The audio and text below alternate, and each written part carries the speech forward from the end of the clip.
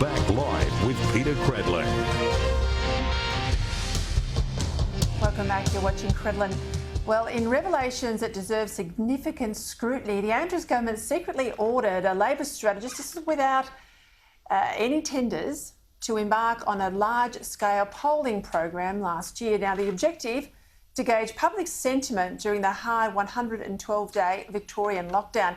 It's cost taxpayers a whopping $2 million. And the result, have a look at this, pages and pages of redacted information. Now, there are huge concerns the state's response to the pandemic could have been guided by polling as much as it was health advice.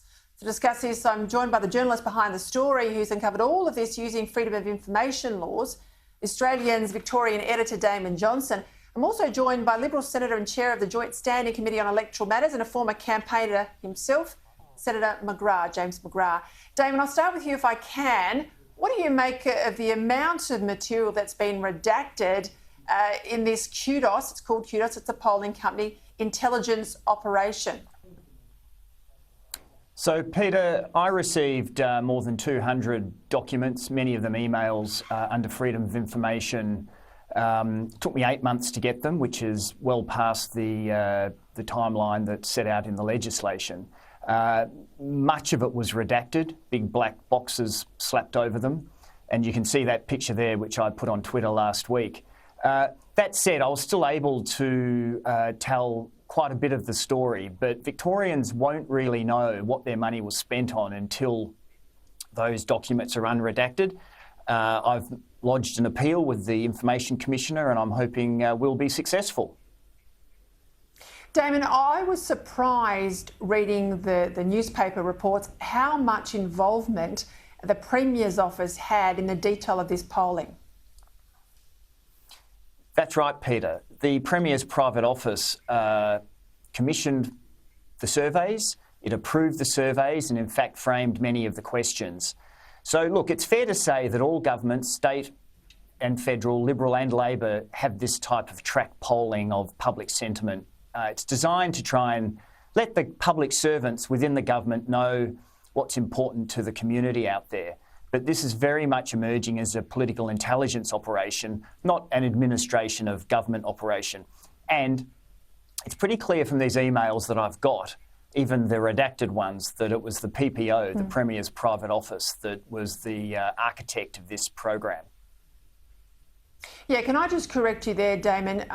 There is political polling, that is track polling, paid for by the Liberal Party machine in my time working for the Prime Minister, in my time with the Leader of the Opposition. But I have never known, never been involved with political polling paid for by the taxpayer in the way that this has been conducted. I've never seen anything like it. I'll bring you in, if I can, James McGrath.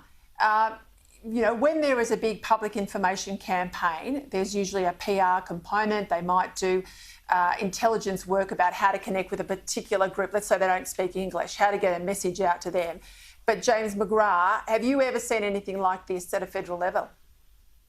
I've seen nothing like this at a federal level or a state level, and you're correct, Peter. It's quite common for government departments to if they're doing an advertising campaign, to focus group it and check that they're getting the message across.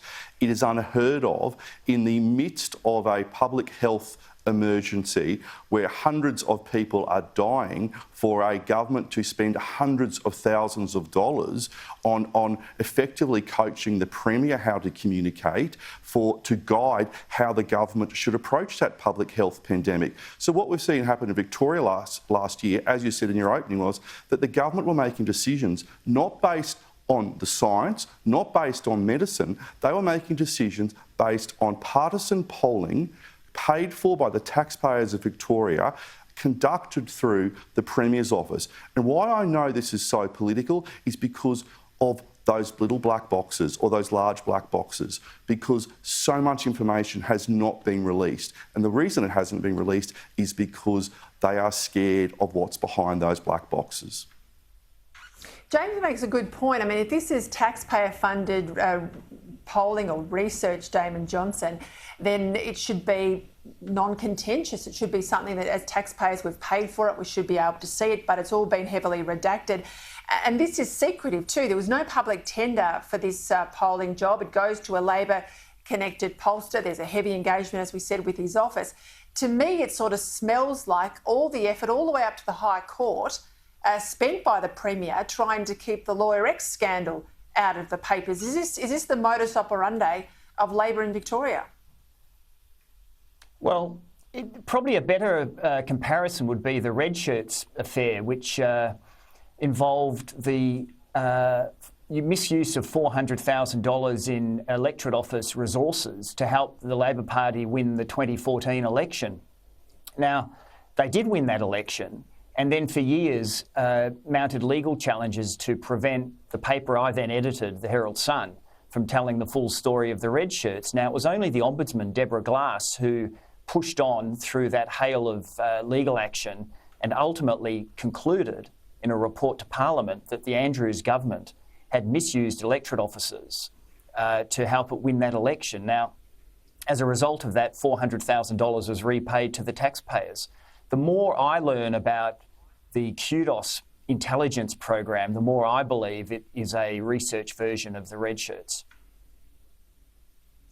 James, I was struck by the amount.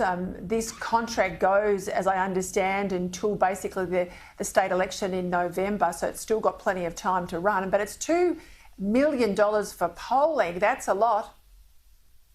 Oh, look, any state director of the Liberal Party or the National Party or the LNP would love to have a budget where so much money is being spent. But this is an abuse of taxpayers' money. Look, I think that's probably 2 or 3 times what the LNP spent on research, or could spend on research during last year's state election campaign. This is an abuse of taxpayers' money. We've seen the pollster address the crisis cabinet in Victoria in the midst of the pandemic. So this just shows a lot of what Daniel Andrews is about all spin, about abusing the taxpayers' money, but not about delivering public health outcomes, which is what he's supposed to be doing.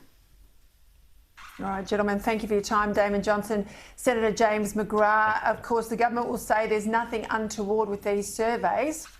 Where's the full public transparency if it's all kosher and above board?